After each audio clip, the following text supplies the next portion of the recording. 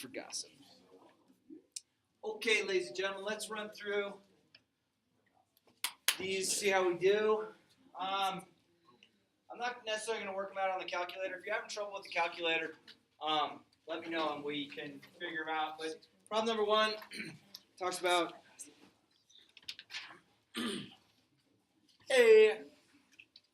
make very little. Okay.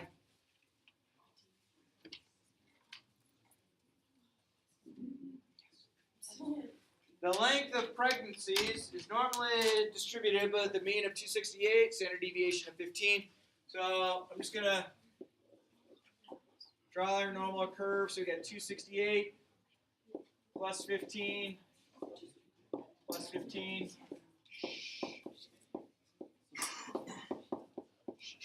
Some of you are talking too much.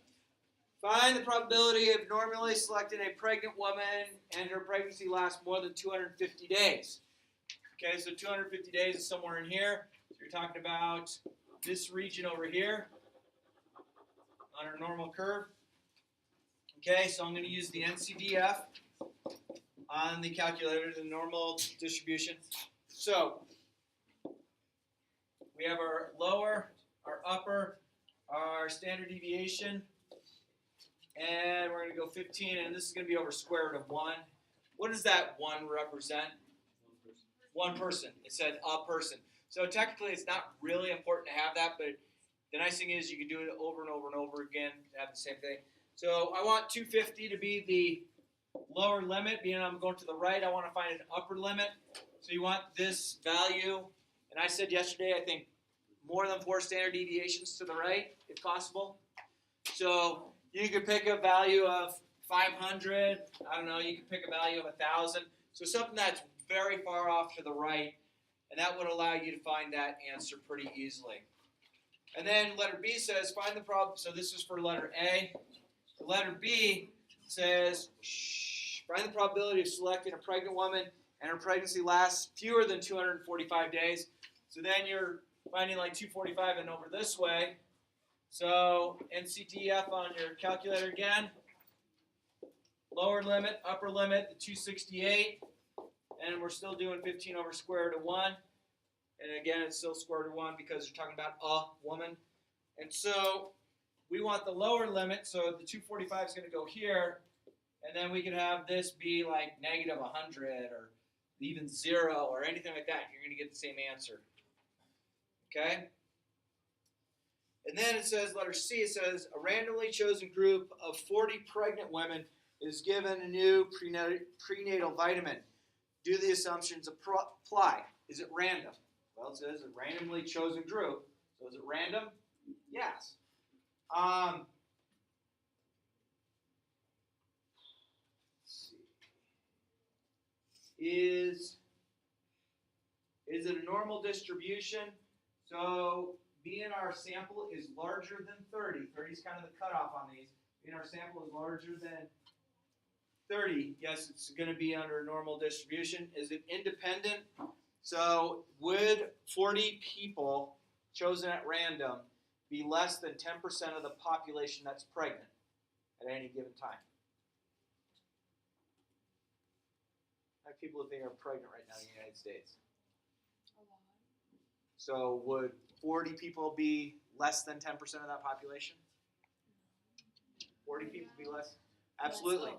Yeah, so there's thousands and thousands of people or women that are pregnant right now in the United States. So being that we're talking about 40 people and that happens to be less than 10% of the population at any given time, so that would mean it's going to be an independent survey. Brian, find the probability that this group of women, or 40 women, has an average length of 250 or more days. So we're down to letter D now. We've already answered everything on letter C. So we're still going to use NCDF. And we want to know if they have a gestation period longer than 250 days. So my lower limit's 250. My upper limit, hopefully no woman ever goes to 1,000 days, but we're just taking it out a little bit further. We're going to still use the 268. And then we have the standard deviation is going to be 15 over what? Square root of 40. And your calculator is going to handle this without any problem at all, plugging that in. Okay? Whether your calculator has you just plugging it all the way going across, or you're going upper limit, lower limit, standard deviation, or mean standard deviation, another standard deviation, you go 15 divided by square root of 40. Be careful with the parentheses you put place. And then find the probability that this group of 40 women has an average length shorter than 265. So it's still going to be the same thing.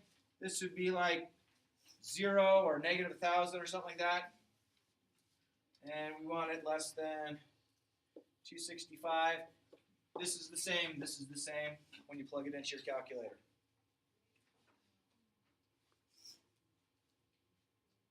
Is that okay?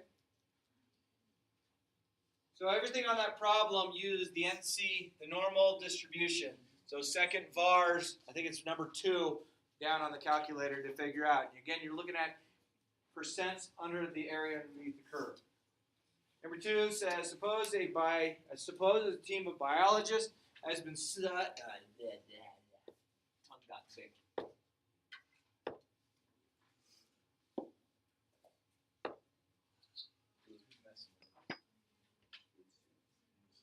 He's from a remote location. Okay, suppose a team of biologists has been studying the Pinedale Children's Fishing Pond. Let X represent the length of a single trout taken at random from the pond. This group of biologists has determined that X has a normal distribution with a mean of 10.2 and standard deviation of 1.4. So our normal curve that we figured this is coming with is 10.2 with a standard deviation of 1.4.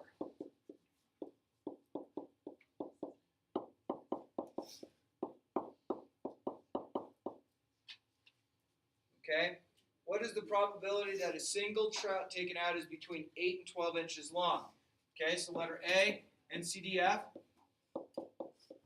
We have a lower limit and an upper limit between 8 and 12. So from 8 to 12, the average or the mean is 10.2. The standard deviation is going to be 1.4. And we're going to have it over the square root of what? 1. Why? A single trout. Okay? And again, is it necessary to have it over square root of 1? No, but it's good practice because it's going to be the same routine that you're going to use over and over and over again. B, what is the probability the average length of 5 trout that are taken out? So the answer to B, the only thing that's going to change is this.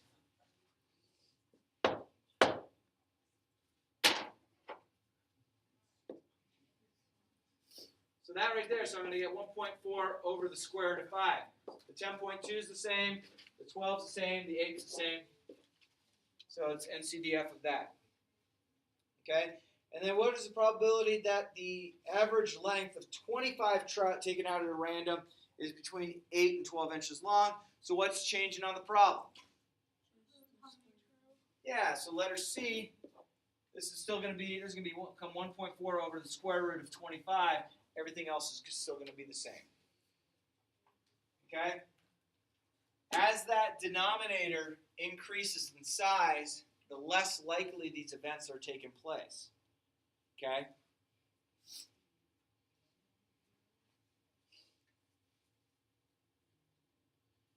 All right, number 3, the heights of women. And again, are you guys okay with on the calculator? If anyone needs me to run through it, I can run through it for you. The heights of women are normally distributed with an average of 64.5, standard deviation of 2.3. Okay?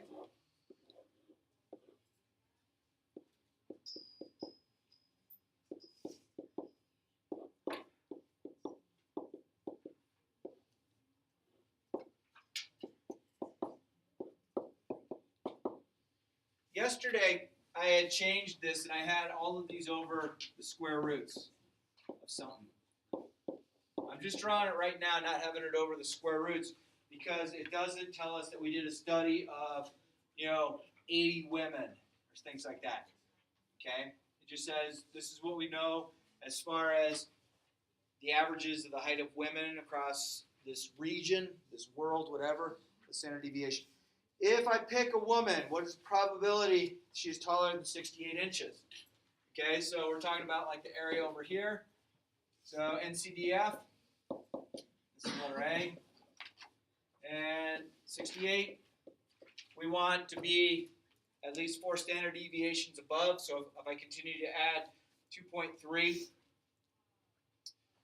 I don't know, so I can make this 80, I can make it 100, I can make it something that's going to definitely be 4 standard deviations above or more.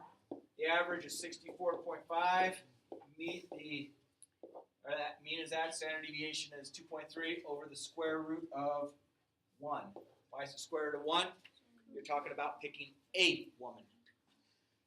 So if I select a group of 5 women, so letter B is going to be the same thing, except for this is going to be 2.3 over the square root of 5, because you're talking about 5 women.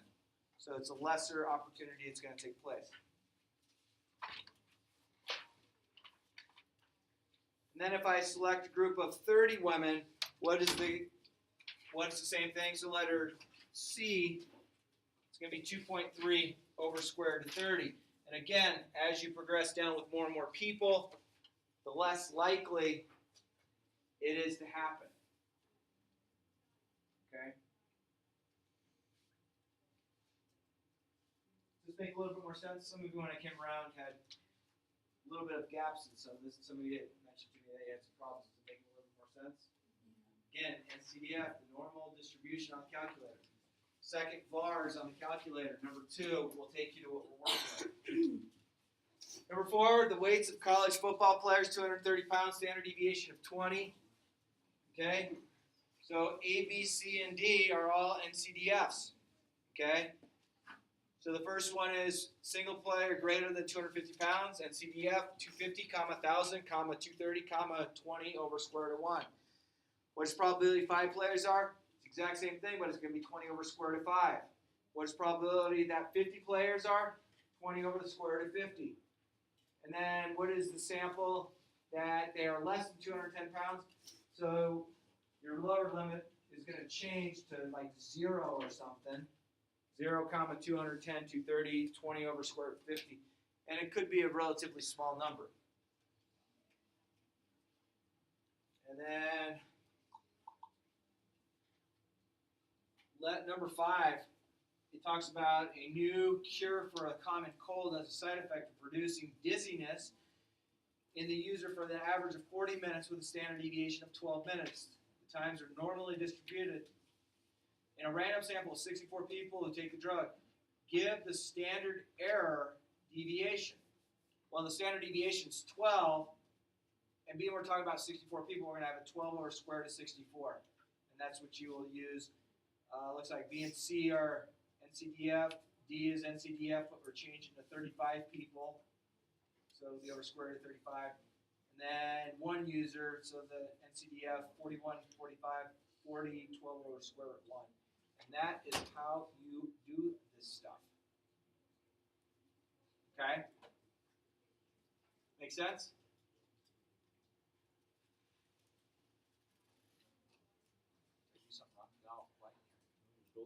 Did I yell at you guys or something? And I forget about it? Oh, Alex is sleeping, that's why. Winston's not here. That's the problem. He's the noise maker. Oh, good call. Sunshine's not here. Thank you for referring to the purpose. Huh?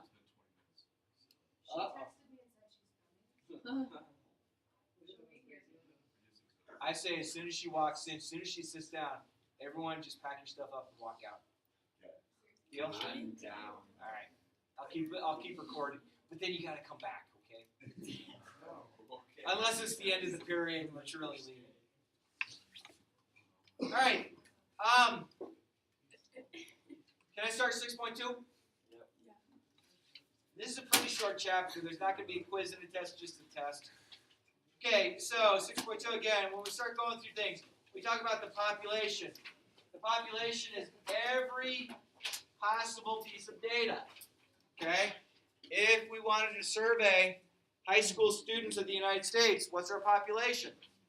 High school students of the United States. Am I worried about people who are not in high school? In that case, no. A sample is a subset of the population. So we could say we want high school students that are taking prop stats as juniors and or seniors. So our subset would be the juniors and seniors taking prop stats. The population proportion, this is going to change a little bit. The population proportion is this.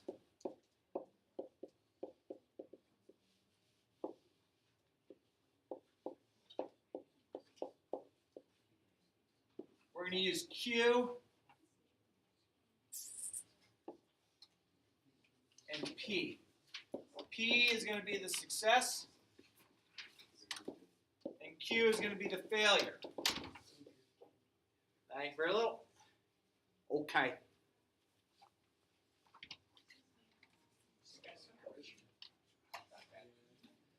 Okay, so these are both going to be percents. So the joke in statistics, when people say, hey, what's the chance it's going to rain today? It either will or won't, so it's got to be 50-50. It's not entirely true, but sometimes it's joked about in statistics. Hey, what's the chance it's going to happen? Well, it's 50-50. Either will or won't. But the situation is you will actually have something that could happen or couldn't happen. So let's say we knew you had a 25% chance of rain. So that would be a success. What would the chance that it wouldn't rain be? 75.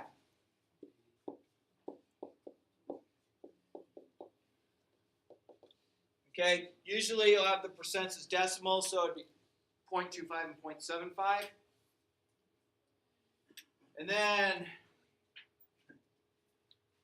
so if I actually had you guys work with M&Ms, which I'm sorry, I failed as a teacher, I didn't go buy 14 pounds of M&Ms so we could do this. But if you were to take M&Ms, pick an M&M, 5 M&Ms out of a container, what percent are yellow? Well, you'd have to figure out how many M&Ms you have in a total bag, and then how many are yellow, and then you could say, what's the probability of success times the probability of no success. You pick out 15 M&Ms, same idea, same idea. So let's go with how we're going to change our normal distribution with this information.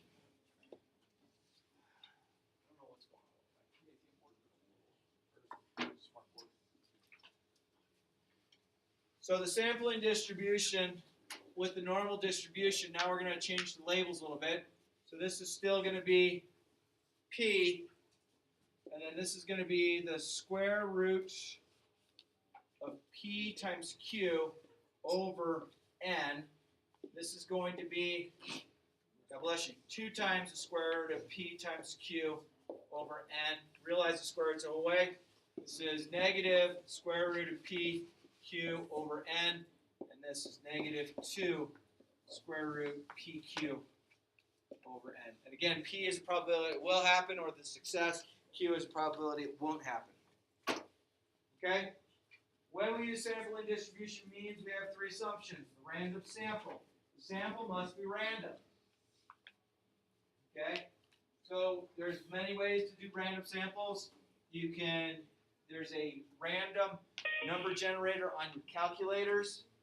It's not that cool to use, but it just comes up, figures out what a 10-digit random number would be. You can changing it down to a floating point of 1 decimal, and you can figure out what the randomness of a single digit would be, and you can actually use it for statistical tests. Normal distribution.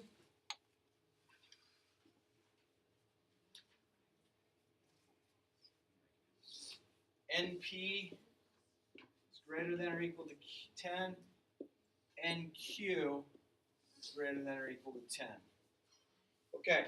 N is the sample size. P is the proportion of success. Q is the proportion of failure.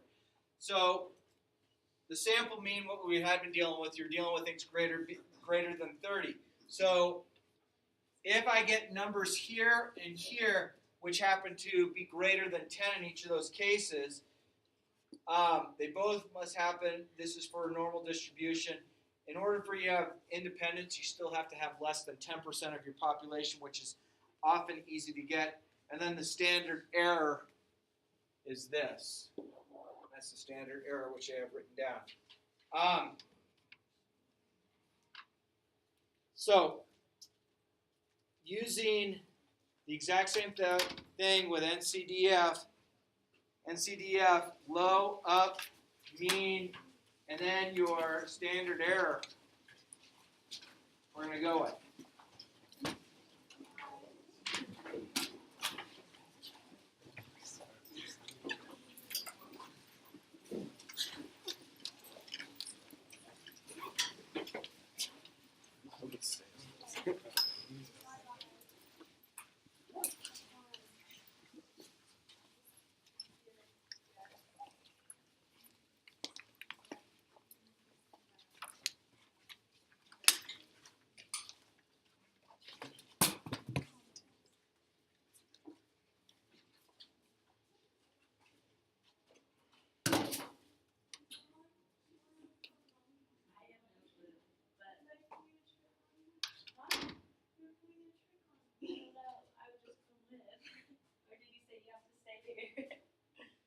I don't know what's going on.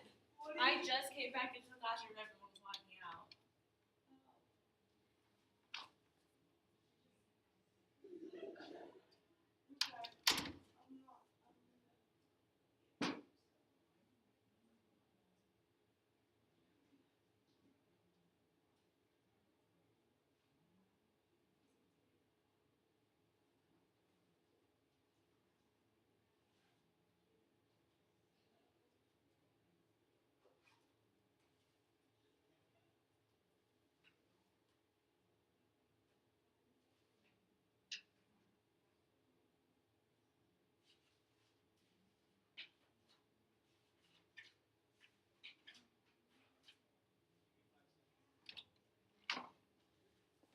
You not coming?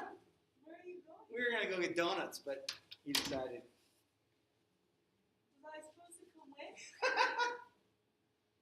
I don't know, it's just you and I. I get to teach you all the stuff that they already learned. I dismiss them. They're going home. Oh. Okay. I was just starting to take notes.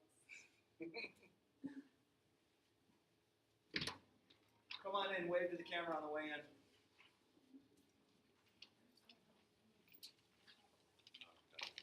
Don't forget to wave to the camera, everybody. She's all being studious, sitting there like, oh yeah, I'm taking notes.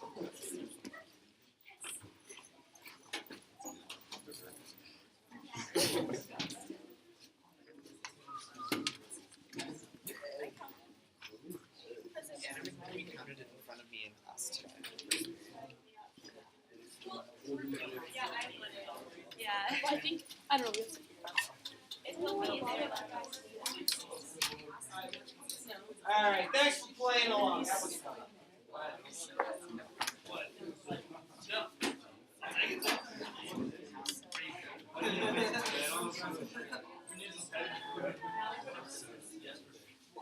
All right, 2 quick examples, then I'm done. Ready, set, I'm going.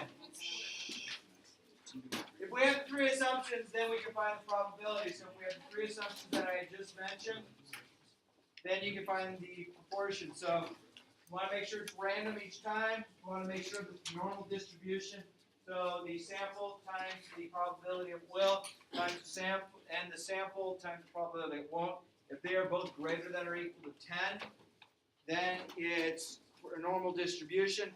If it's independent, or you're talking about less than 10% of the population, it's still independent. And again, your standard error is going to be the square root of probability it will times probability it won't over the sample size. Okay? It is believed, example 1, it is believed that 35% of all Cherry Creek seniors have parked illegally in the last few months. Oops. We have a sample of 50 Random Creek seniors. So we have 50 seniors.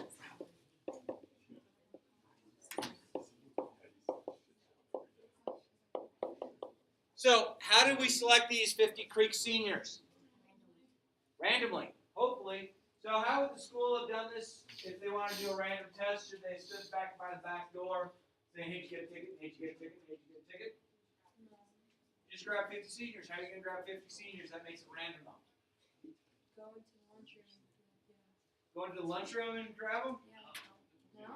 No? No? Going to gym class? No? Okay, each and every one of you has a student number, yes? Oh. So what I'm going to do is I'm going to put all your student numbers into a bucket.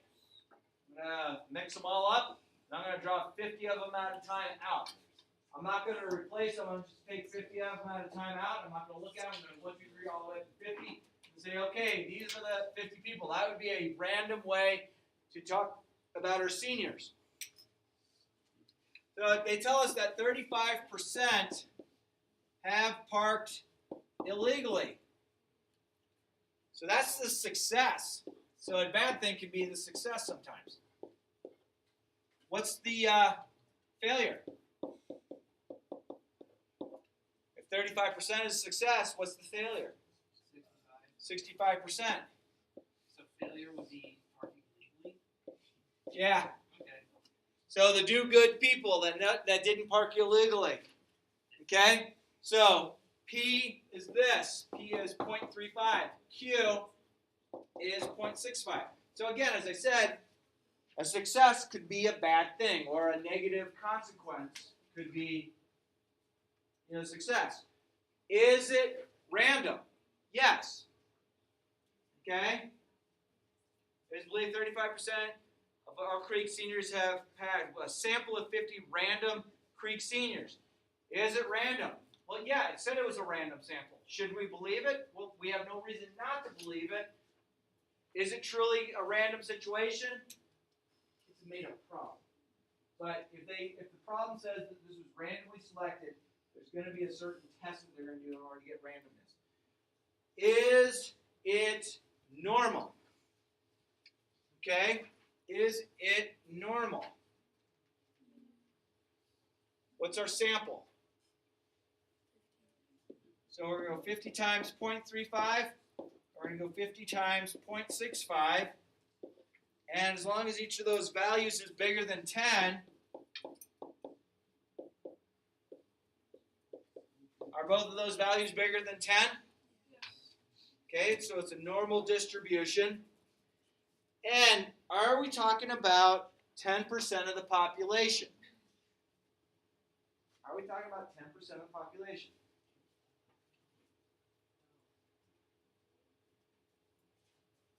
Yes. Yeah, what population are we talking about? So 50 kids, 50 people on our sample. What number would you have to take 10% of in order to get to 50? 500. Is there more than 500 seniors at the school? There's like 900. Yeah. Oh, right, yeah. Yeah, there's more seniors than 500 seniors at the school.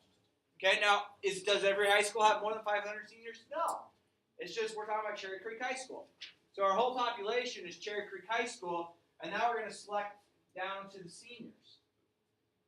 Okay? What is the probability that more than 20 of the seniors have been selected and parked illegally? Okay? What's the probability that more than 20 of the selected seniors are parked illegally? So we're going to do NCDF, normal distribution, and we're going to do this. We have 20 out of the 50. Okay, that's what we're testing. So that's our low. We're going to go up to, I don't know, let's say 10,000 might be a good number, upper limit. We could probably go to 1,000, but 10,000 sounds nicer. They tell us that 35%, so 0.35, is that, and then our last portion is going to be this. We have the square root of 0.35 times 0.65 all over the 50 selected. And that's where you want to click in your calculator to get it working a little bit better for you. Okay?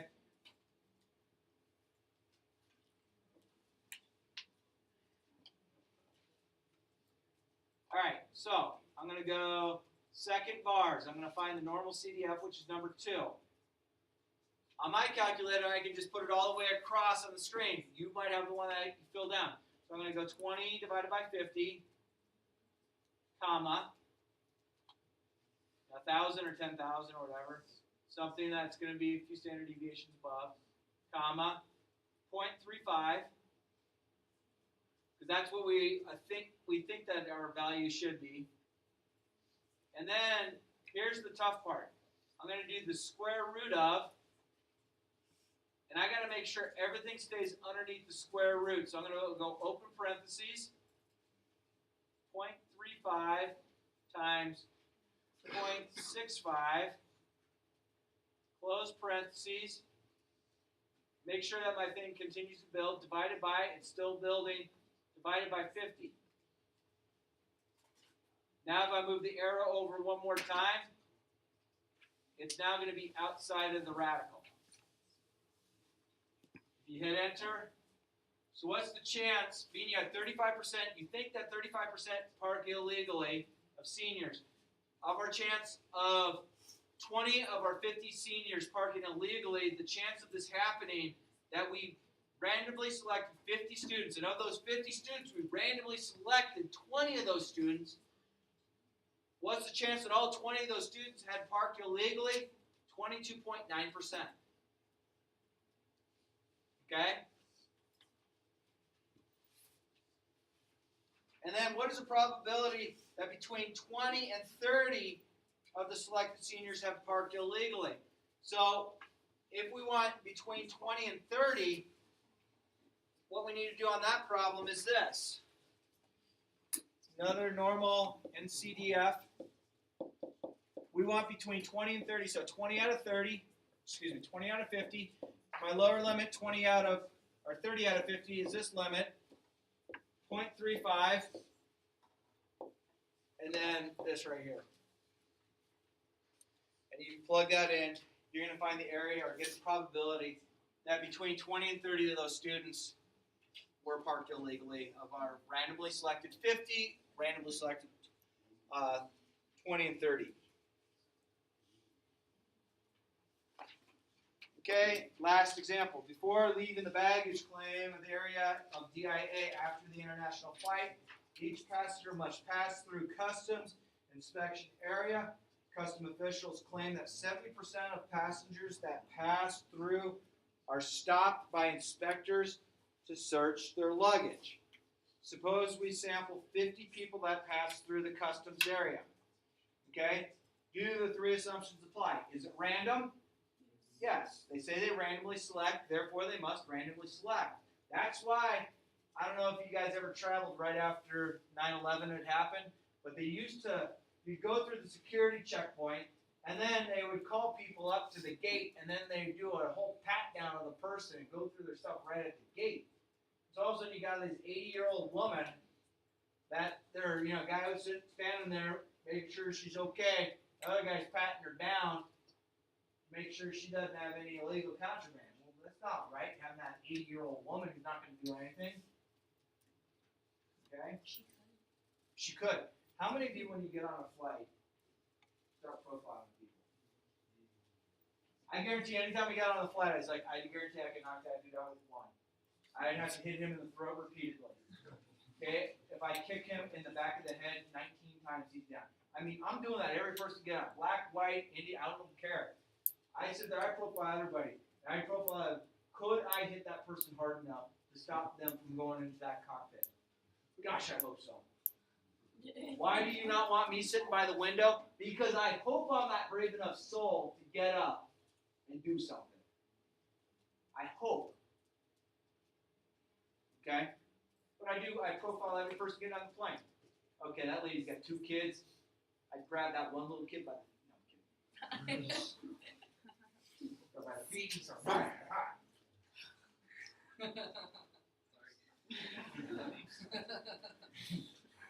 is it normal distribution? So remember, the normal distribution is.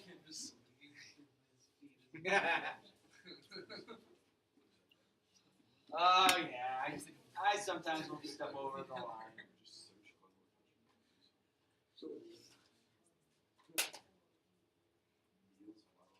All right, so is 50 people less than 10% of the population that are flying internationally at any given point? Yeah, so it's going to be independent. What is a population that fewer than 30 passengers will be checked? So, I didn't do the, is it a normal distribution, did I? Yes. Okay, so random, they tell us. So we check. If for it to be a normal distribution, we have to do this. We have to go, we have to go, we're going to take our, I just lost the numbers, 7%, 50. Okay, so we have 50 times 0.70. Is that a greater number than 10?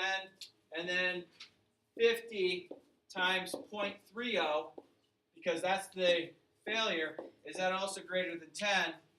Well, that's like 35, so that's bigger than 10. And that's like 15, so that's also bigger than 10. So their normal distribution works. And what was the other one? Is it independent? Or we're talking about more than 10% of the people, so you're talking about 50 people. Is 50 people a lesser amount than 10% of the total population that's flying at the time? So is 50 less than, God bless you, 10% of the international travelers through DIA? I'd say yes. At any given moment during the day, probably not, but over the whole day.